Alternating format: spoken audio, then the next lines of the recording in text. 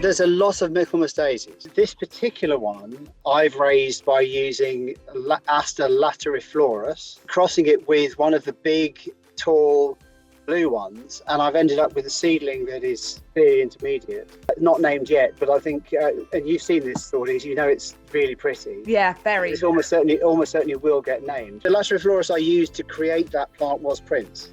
And this is like that on steroids. If you propagate that one that you bred and you name it, or even if you don't name it, I'd love it. So I name it Alan Gray. Please do. I'd be flattered. Okay. Hello and welcome to episode 99 of Talking Dirty. I think there's going to be a certain festive air to this one. Over at East Ruston Old Vicarage, looking kind of popping in pink and also wearing a certain apron, we have Alan Edward Herbert Gray, our happy and very handsome horticulturalist. And in an array of Christmas colours, we have over in Cambridgeshire, Thordis Sophia Maria Fredrickson, who is glowing, absolutely glowing on this drizzly, mizzly day. It's because I'm so warm. Christmas jumper for the Christmas episode might have been perhaps a bad idea indoors, but the reason is we have the King of Christmas himself, the frustrated gardener, I think returning for his fourth appearance, Dan Cooper. Have we ever talked about your middle name? No, we've never talked about my middle name. No, it's four appearances it's taken me to ask you. I think I'm slightly squeamish about it. It's Brian, but with a Y. That's the only sort of good thing about it, that it's not, the normal spelling. But yes, Brian. There we go. What I think it's quite nice. That? He was a snail, wasn't he, in Magic Roundabout? Or wasn't there a Herbert toy or something? Wasn't it a car or something? Yeah, I don't know. Yeah, none of your younger audience are going to have a clue what we're talking about now. Well, it's a snail. I think that works in really well with a horticultural podcast. Yeah. Now, we have got lots to talk about, lots of plants on the way, but we did want to have a little bit of a Christmassy episode. I think all people present on this podcast adore Christmas. And you've got a tree behind you, but you actually have a tree in kind of every room of your house when you get fully in the flow of things, Dan. Yes, this was specially for you, this tree, because we did one at a similar time last year, and you had a Christmas jumper on and I had no semblance of Christmas around me. So I put it up, and still to be decorated, but I quite like it with just the twinkly lights on it. Yeah, nice. Yes. And we have got sunshine today. I mean, the contrast with yesterday is extreme, because it was wild yesterday here. Right, do your weather forecast. Let's come up the country, Thordis. You do yours next. Mine was just sheets of rain all day and dropping. What about today? Oh no, today just grey. Today it's grey and it's drizzling here. I can see out the window it's drizzling, and I'm very envious of your sunshine, Daniel Bryan. Yes, how long it will last, I don't know, but I feel like in the last week I might have developed trench foot. So, and I was looking on Instagram yesterday and noticed how many people were discussing how difficult it was to get all their bulbs planted in this weather. So, quite trying. And looking back at the last podcast we did at this time last year, it was very calm and very dry. So really big contrast to last November. And actually, all of this wet, nasty weather, you've been out on the road. You've been hitting all the Christmas fairs, selling your wares, getting in the festive spirit. Now, you've been extremely busy, Dan. Yes, I don't know whether I'm coming or going at the moment, but it's nice. It's lovely meeting people. I think everyone is a little bit over doing all their shopping on the internet and likes to actually go and, see things, touch things, buy things. So it's feeling the quality, Dan. It really is. I'm wearing my Dan Cooper gardening apron, which I bought shortly after the launch date. I don't know whether you can remember when that was. April, that was, Alan. Well, I've worn it virtually every day since. I've not washed it. It's wonderful. It's fabulous quality. It's durable. And I feel naked without it, to be quite honest. I get up, get dressed, have my breakfast. On goes the apron. And it's there for the rest of the day. Brilliant. So I can only say that you know, what you just said about going out and meeting people, and I wanted to say and feel the quality, because that's what this is. It's just the most wonderful quality. So thank you, Dan. It's become it's like the uniform for the podcast, because actually I've got one as well. And I didn't wear mine today. I'm overheating in the jumper, so probably not wise to wear it as well. But here it is. It just goes to show they make wonderful presents for people, because I gave that to thought it's for her birthday. And it was very exciting to open it. Do you want to talk gifts first or plants first? Do you want to give the plants a chance to dry off? Or... No. I don't mind. Which order would you like to do it in? Let's do a few plants, then the gifts, and then finish with some plants again. Okay. Keep the plants coming. Idea. Right. So, as usual, I've got a sort of a bucket of clippings. And as I just said, the weather was absolutely appalling yesterday. So everything that I was going to go out and collect from the garden this morning looks a little bit tired. But let's start with this one. So I've been very happy with this. I'm sure Alan must. Oh, look, it's a bit long for the screen, isn't it? I'm sure Alan must have this somewhere in beautiful garden. It's Setaria palmifolia, which is the palm grass. And the reason I picked this out is because it's got a little tiny baby snail on there. Look, they get everywhere. It's that I've been growing this in a pot in my courtyard garden, which is quite shady, and it has been phenomenal this year. I think it's really enjoyed the heat, and of course, and it has also flowered. And the tallest stems are about 1.5 meters tall, which is quite good for this. But I think the nicest thing about this particular grass is these very, very pleated leaves, which are just beautiful, even if it never gets to the flowering stage. They're a bit boring, really. But I suppose it's just I found it really good growing in a pot, and it makes it easy. I had 2 big pots of it outside my front door all summer. I've just put them under cover, actually, but I mean they have done really, really well. And in actual fact, I agree with you that the flowers are slightly boring, and I think it spoils it when it goes up to flower, because it makes this fantastic dome shape, and these pleated ribbed flowers, leaves, when they're coming down, it's just like a fountain of gorgeousness. It really is an exotic, well, lovely, I suppose. It is very, very lovely, and they're quite soft. They're not harsh at all, and yes, I agree. It's sort of, once it starts opening out to flower, it's nowhere near as exciting. It's one of those plants that commands attention, Dan, isn't it? I don't know whether you've noticed this, but people go past and they look at it, and then they go back and have another look. And they don't know why. I don't know why, because it's just a green leaf, but it's the way the plant presents itself. Yes, it's very elegant, isn't it? And a little bit unexpected. I guess a lot of people think, oh, what's that? Is it a palm? Is it a grass? Is it, it's unusual. But been very happy with that, and it's just about still standing. But as Alan says, it's not really hardy, so it has to come in over the winter, but not difficult to look after over the winter at all. No, for people that want to know more about it, I grew it from seed this last year, and the seedlings, I sowed it quite early under heat, under heated glass. And the seedlings, by the end of the season, they filled a 3-litre pot. Wow. So they had grown that well, but I think probably that was enhanced, as you said, by the heat this summer. They loved it. The heat, nice long growing season, and I expect, like many tropical plants, they grow very, very rapidly, don't they? And so if the conditions are right, it's great. My next one is another grass, and this is because of I grow this one because of Steve Edney, because he had it at the Salutation with canners in front of it, and it is Miscanthus Cosmopolitan. As you know, I don't really have very much soil, but the one little tiny patch I have, which is about 1 meter squared, this grows in. And it's up against the house, and it's one of those grasses that sort of looks good all the time. But unlike the Setaria, I really, really like these sort of tassely flowers, which once you get a big clump of them, get more and more impressive, because they all tend to point in one direction like that. Have you ever picked the flowers and brought them inside? Well, only today, and I was just thinking as I was out there, the only two people in the world that I would go out in the garden and cut all my best bits of plant off for are the two of you. I was just thinking, why am I doing this? I wouldn't do it for anything else. Well, the one thing about Miscanthus is sometimes if the flowers are full enough, they will open inside, and you suddenly find these little puffs of fluff drifting everywhere. Yes. So that's where you need a can of Elnet.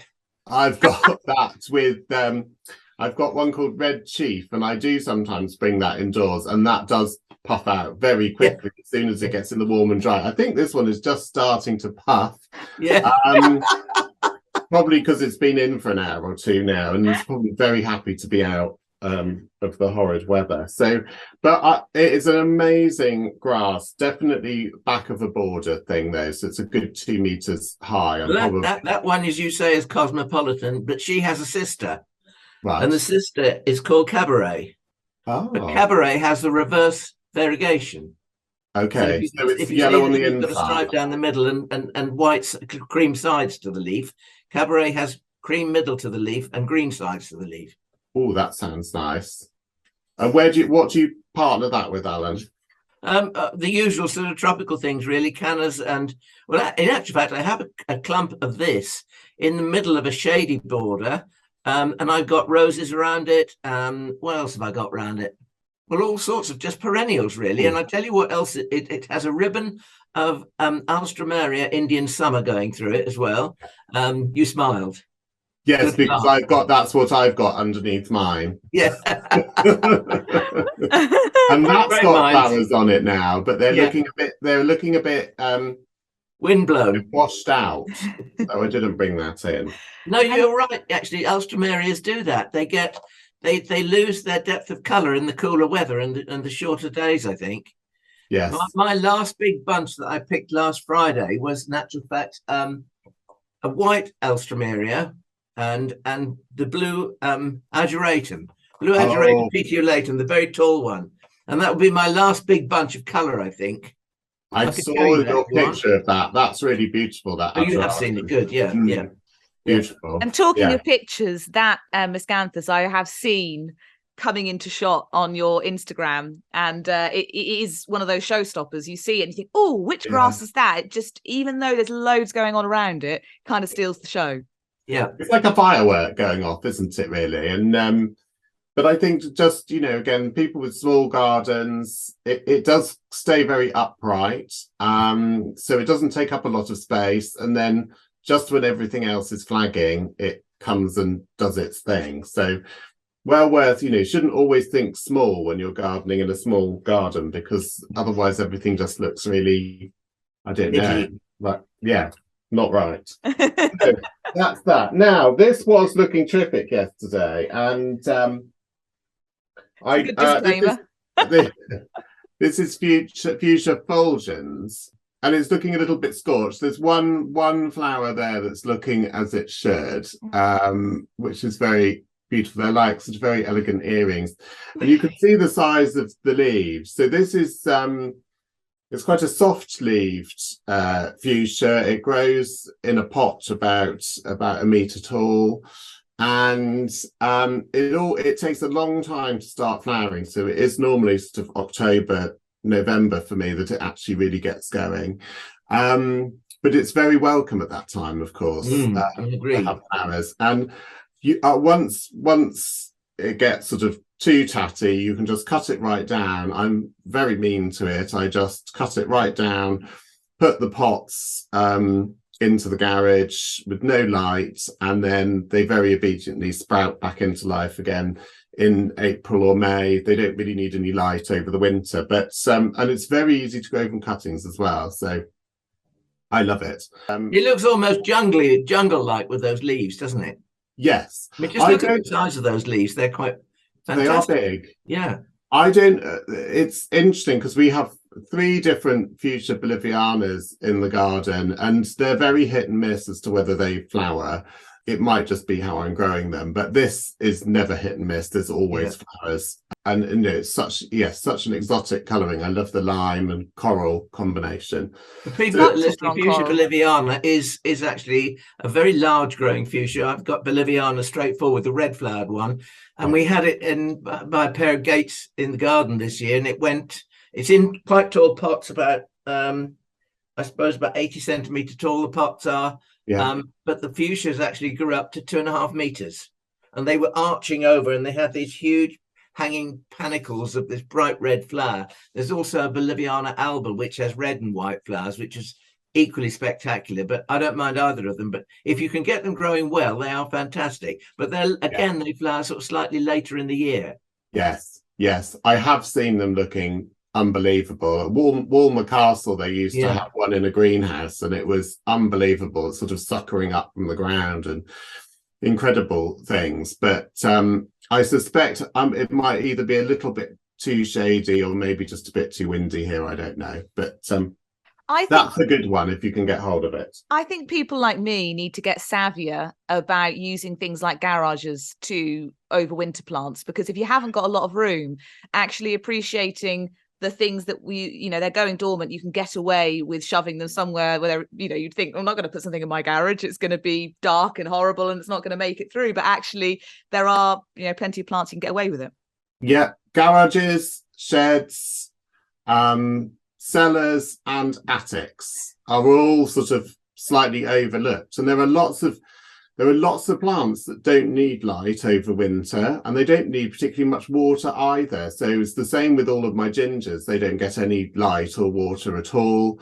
So use those spots, because it's the difference between life and death for some plants. And so long as don't do yourself an injury falling out of the loft with a giant pot of canners or something, then there are some plants obviously that you do have to keep them in the light, otherwise they're just going to perish. But yes, perfectly all right for a lot of fuchsias, and even some geraniums will be okay cut back low like that.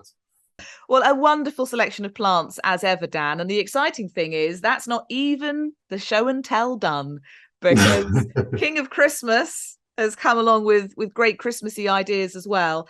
And I think actually buying gifts for gardeners, you want a little bit of inspiration, because it can seem really obvious. And there are obviously piles of Christmas books that, gardening books that come out before Christmas every year. Yeah, but the only problem is with that is if you're a gardener and you're buying for another garden, you find you want to keep it yourself. Yeah. It may have happened in the past. So I think we all need inspiration, even though we think we've kind of got a few ideas. So what would you like to inspire us with, Dan? Well, I've got lots of things. So I think I became very aware from the event I did last week that people find it quite hard to buy gifts for gardeners, particularly if they're very keen gardeners. I got a very strong sense that people, they're wary that they might already have something, and also aware that their gardening loved ones have brands and products that they really like, and they don't feel that confident sometimes about trying something different. So I sent an email out with some gift ideas, because I realized it's quite hard. And I just wanted to show you a few of the things that I think would make nice gifts this Christmas. One I'm very excited about. This is so I don't know whether we've talked about it before, but I've got a compost scoop that I've added to my range. This is arriving, I think, on Thursday in the warehouse. But so many people have asked me for one of these. So it's not a trowel, as you can see. Is it fairly clear? Yeah. It is a scoop, and so I would use this for getting compost out of sacks or out of the compost heap, but also really useful for gravel and for fertilizer and things like that. It's got a nice sharpened edge on it on that side, you can see. So it goes very easily in like that, and because it's a nice bowl shape, you get a decent amount of stuff in it. So when you're filling pots up, which can be a bit of a fussy job when you're just using a normal trowel. I think that this is quite a good tool to have. It would actually, if you're mixing small amounts of, if you're a potting plants and you suddenly get something that wants a little bit more grit in the soil, there's your measuring stick. So one of compost, one of grit, or vermiculite or perlite, whatever you want to put in to loosen your compost up. I mean, that's brilliant. I think it's absolutely brilliant. And also, I'm always sticking my hand into like the bag of grit or gravel, and it just annihilates my nails. I never, no. properly. And as you know, I don't really like plastic, and I like things that will last. So yes, there are lots of plastic scoops out there, but this one's gonna. But Dan, they all have, I've used them, they all have the most uncomfortable handle. Your handle is shaped to put your hand around it. Look at it. Yeah. And it's got a hanging loop on it as well, which is just so useful. So keep it over your potting bench. So then I just want to talk about copper tools because, it's a funny thing, isn't it, that the human race has been making tools out of bronze for 4,000 years, and yet most of the tools we use in the garden aren't made of bronze. They're made of steel.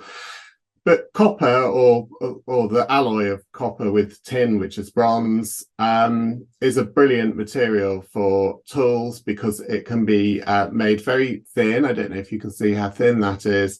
Very hard. And unlike steel, soil doesn't cling to it. So the friction coefficient, or whatever it's called, I'm not no scientist, is very low. So they don't get as grubby.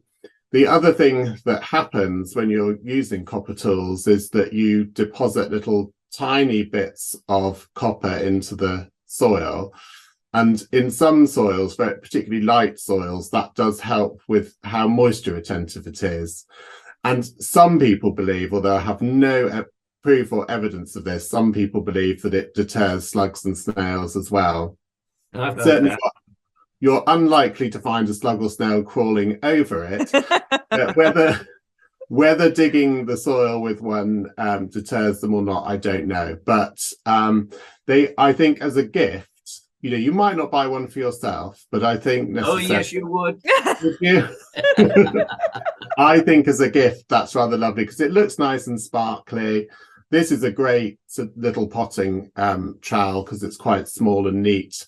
And it's got a nice sharp end. There's another one that I've got, which is much wider and more typically trowel shaped, but a nice gift, I think. I had one of those given to me, about the size of that. But I'm very interested in your larger one. But my friend Val bought me one of those probably about 6 or 8 years ago now, and I've used it it's in my truck with everything else, and I use it all the time. It's an invaluable tool, and you're right about it not clogging up with, if you're digging a hole in very damp soil, it doesn't get messy. Yeah. And of course, the one thing I should have mentioned, which is the main benefit of copper, is that copper doesn't go rusty. Exactly. So it does develop a patina, which is just a sort of nice sort of, mottled brownish color, but that's not a defect. That's just its natural sort of protective oxidized layer on the outside. It's very different to rust, so which would keep on going and eventually eat away at the metal. So I think that makes a nice gift. Then I picked something out because there's always maybe there's a special occasion, or there's a sort of you really want to impress somebody. I don't know. So I was going back to the big leaf trees. This box is made out of paulownia wood, but inside are some very beautiful secateurs, and they are wrapped in rattan made from wisteria. And I just think that for somebody who has got everything, because these are a very, very lovely gift. And of course, the wisteria rattan makes them feel really nice and warm and cozy, and it's a good grip. So quite special, I think, if you've got some. Nowaki was special enough, and then it went and sort of up the ante with the wisteria. That is really beautiful, isn't it? They're very beautiful. I've only got 2 pairs of these because they're in incredibly short supply. You can imagine how long it takes to do that. I wouldn't even want to try.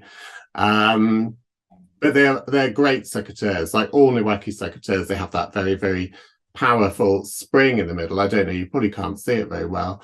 And a very good locking catch on the bottom, which means that they don't come apart. So I rather like those. If they don't sell, I shall be using them myself. So. That must be the best thing about your business is, you know, you've got access to, as long as you don't mind depleting the stock too much, access to all of this wonderful stuff.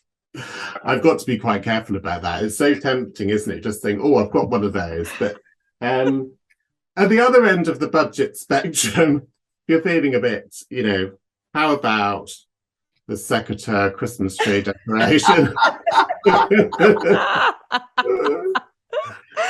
They're lovely. Yeah, my friend Jamie bought some of those from you, and he put them on Instagram. I don't know whether you saw it, Jamie. I did. And many. This has been my most popular decoration, funnily enough. Well, I have a decoration that you very kindly gave me, which is the wonderful little greenhouse. Oh, I was going to say the greenhouse is wonderful. The greenhouse is sold out. Oh, has it? But still got some secateurs. So, you know, you can kind of go one end of the spectrum and the other, this sort of, yes, but very cute little, I think, you know, lots of us like to give little token gifts at Christmas, a little thank yous. I just thought that, you know, if someone's been helping you with your garden this year, or someone's given you some great advice, that's a sweet little thing to give them, to say thank you for their support. And, you know, we all know now Christmas decorations, they can be festive shrimp, mushrooms, you know, anything goes. Brussels sprouts. Brussels sprouts.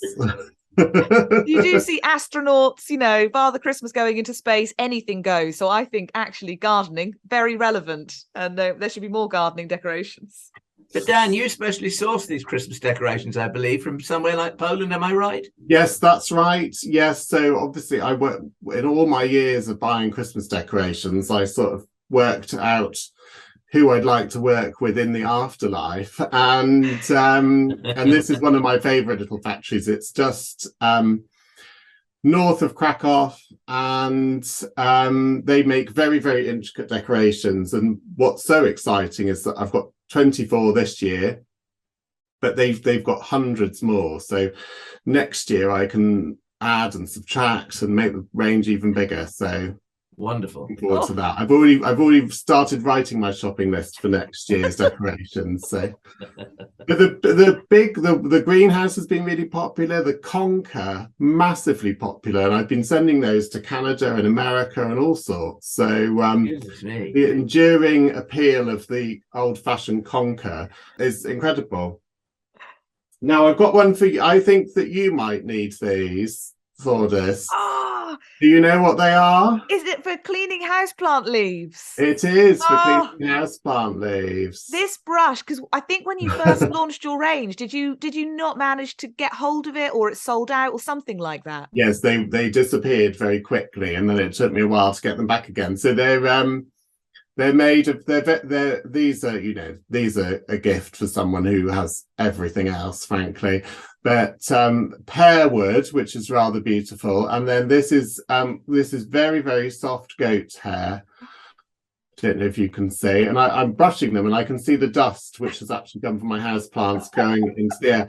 I mean, there are so many complete houseplant enthusiasts out there now, and I think that what I would say about these, as well as being quite a unusual Christmas gift, is that they do actually work brilliantly well. So I had my reservations when I first came across them and thought, you know, how easy it would be to tear or snag a plant leaf with these, but actually they're so soft and they completely do the trick. So it is a good idea to keep your house plant leaves free of dust, because the dust will stop them from photosynthesizing as well as making them just look not so attractive. So nice little gift for the person who, could you make use of those, do you reckon? Yes, I could. I don't know about Alan, but this is probably embarrassing, but never mind. I say all kinds of things, don't I? I tend to clean houseplant leaves, not as much as I should, with one of those makeup sponges that I think you're supposed to use for foundation. So Yeah. just because it's got a little pointy bit and I can but even then it is quite easy to damage certain leaves. And obviously it's really time consuming because if you've got lots of these big strappy leaves to deal with, that would save me hours a year. So I've coveted that since I first saw it in your initial range. So that's definitely been on the wish list. So now I'm on to hands next. So first of all, so what I've really noticed since it started to get into autumn is that gardening gloves are the thing that everybody wants. But I think we've all experienced rubbish gardening gloves before, the ones where you have no idea what you're touching because they're like having boxing gloves on. And then the ones that get wet and then suddenly turn into sort of crisps. I don't know, like these sort of horrible, crispy, nasty things. So these are what you need, gold leaf gloves. And these ones are especially for gardening in the wet weather. So they have got a waterproof lining and they are so soft and nice to wear. Most people who pick them up say, oh, I don't think I could bear to wear them. They're too lovely. But wear them because they are well worth using and very, very soft and lovely. And they make a nice gift, I think. It's, if you're going to buy somebody something for a Christmas present, buy them, the best of what there can be. And they will love you for it. Do you wear gloves, Alan? Are you a glove wearer? You do? Yes, I am. I wear those. My go-to gloves really are machine assembly gloves. Yeah. But they're not very warm. I mean, they're not certainly not waterproof, but they do allow me to feel through them a little bit. But at the end of the day, when you're fiddling around in the pottage, you're taking cuttings, it's bare hands, I'm afraid. Yes. So you need some hand cream. Yes. Yeah. Well, nearly there with that. But I didn't bring any. There is hand cream, but I didn't bring that. So what I find is that, especially having to go from gardening to being sort of semi-presentable, is that getting the muck off my hands so that I can kind of look good in public. So I have got, I've searched high and low for this, actually, is a decent hand scrub that will get everything out. And a lot of these things are a bit sort of gelatinous and unpleasant, but this one is really beautiful. It's got lots and lots of really tough sugar crystals in it, which manage to get everything out, even when you get those sort of very cracked thumbs with the mud ingrained in them, and that has proved to be quite a hit, actually, with customers. And there's some nice scents as well. There's dog rose, lemon nettle, oak moss, which is my favorite one, and fig, which is also beautiful. So I think that's quite good. But the thing I sell most of still is tomato scented soap. So people who love the scent of tomatoes like this because it's sort of got that enduring, it's got that nostalgic smell of tomatoes, so you can have it through the whole year. I find it curious how much people do like a tomato scent. But that's a really nice little stocking filler, I think, for maybe someone who's got an allotment or a greenhouse full of tomatoes. I was so excited about the scrubby soap because I never last very long in gardening gloves. I just I start off with them and then I get really irritated and take them off, and everything gets destroyed. I'm exactly the same. I kind of start with them and then I just think, no, it'll be a whole lot easier without. Unless, of course, it's like you're doing something, you're pruning something really. Yeah. I'm just going to say, winter pruning and your gloves, those gold leaf gloves. I mean, I'll put my name down. That's on my wish list. Okay, good. And then children and gardening, I think it's a really good time to sort of give kids a gift that will start them getting interested in gardening, something that they can look forward to doing in the spring. So I've just got a couple of things. So this is one of my favorite things. So this is a storybook, and in the cover of the storybook there is carrot seeds. So once you've finished reading the story, you just tear off the cover of the book and you can plant that. And the carrot seeds are nicely spaced apart in the paper and they will come up. So you literally just bury the cover of the book and the back cover for that matter. And up will come carrots. And of course, the paper gradually rots away and lets the carrots get on with their business. But I think it's a really sweet little gift for kids and sort of double use thing. So you still get, once you've taken the cover off, you've still got the story underneath. And these are all made by a printing company that sort of thought, what else could we do other than just print books? And they came up with this idea, and I think it's rather cute. So these are always popular, I think, and funny enough, even at times like Easter, they sold very well, where people wanted alternatives to chocolate for kids. That's a very cute carrot on the front cover as well. He is a very cute carrot, isn't he? And then another thing which I take along to the fairs and things with me is these little croppets and croppets, which are where you get a packet of seeds and then you get some nice coloured twine to tie them up with. And again, just as a little stocking filler gift, these are very popular. So I've got, this is a nice red sunflower, but there's also sweet peas and French beans and tomatoes and things like that. But again, for children, that's a nice little thing to have that they can look forward to doing, perhaps in March or April, and getting their first crop of sunflowers. I think that's probably many people's first thing, isn't it, that they ever grow as a sunflower. Yeah, and first foray into gardening. One last thing, which is more just to get your opinion on as gardeners, is I have been working on a planting trowel, a little bit like the one that Mr. Don uses, and this is the prototype of it. So it's based on a sort of Dutch planting trowel. So it's got a flat profile like that, and it's designed to be used more this way than like a trowel that we would normally use it, with a bit of a longer handle. But that is very interesting, that longer handle, because that gives you a greater prizability, if you know what I mean. Yes, and I also think that the straight blade is very good for making a nice edge to your planting holes. Yes. And I've been reading somewhere the other day that if you make a square planting hole, your plant's roots will go out even better. Now, that's a load of old tosh? I don't know. I've had this before. Yes, I have too. I think it's something to do with corners, isn't it? Yes. That's very scientific. Well, it's something to do with the round edges. They go round and round, whereas if they get kind of hit with a corner, they're more likely to branch and go off in different directions. Thank you from our resident scientist. I think you're right. Maria Fredrickson. Not so much. Not very scientific. But yeah, I think it probably is true. So yeah, bring on the nice, flat, sharp tool. Yes, well, this will be for spring if I go ahead with it. But I just was really interested to see what you thought. Is that in production? It will. As soon as Christmas is over, I will get it going. But it's and it will definitely be at your next plant fair, Alan. Okay.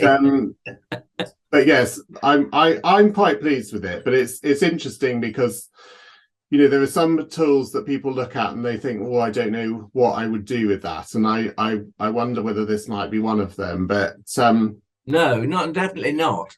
No, good. No, I've got some old trowels that shape with that shaped blade on them, and they come in varying lengths, but not as long as your handle, I don't think. But they are extremely useful and they're very easy to use. Yes, I think we're so used to trowels having that sort of, but you know, a slight, obviously, well, more of a curved profile, that for them to be flat is unusual. My understanding is that when they plant up Keukenhof, the famous sort of tulip bulb display in the Netherlands, they use these styles of trowels and they literally just do that and pop the bulb in, and it's a constant. You can see how easy it would be once you got into the rhythm of it. But it's very simple. It's a very similar shape to some of the spades that they used throughout the Fenland, and they were known there as strawberry or cabbage spades. Yes, yes, trowels. Yeah, very flat. Yes. Yes. Yeah. Interesting. So that was my little. So I won't bore you with those, because obviously I can spout about gardening products until the cows come home, really. But hopefully wonderful. there are some things there that that will pique people's imagination or interest. So what we should say is, for anyone who spent the entire podcast gazing longingly at what you're wearing, that isn't yet available. No, this is the prototype of my new gardening smock, which I'm road testing now. I have to say it's very warm. It's doing very well. I'm going to wear it at Sissinghurst and see how warm it keeps me. But yes, I'm hoping to get these made in the UK so that I give some local businesses some decent business. No, that's admirable. Well done. And so I've got a few nice little. So it's got a nice little tan reverse on the collar and lots of useful pockets. So yes, I think I did put a picture on Instagram a little while ago of it, but hopefully this will be something new for the spring as well. I'm getting quite warm now. Ooh, it's quite thick, this jumper. Nice colours. Well, it should be. You bought it for me, didn't you? I did, yeah. Oh, there he is. Hello. We can hear you and see you. Excellent. Good. How are you?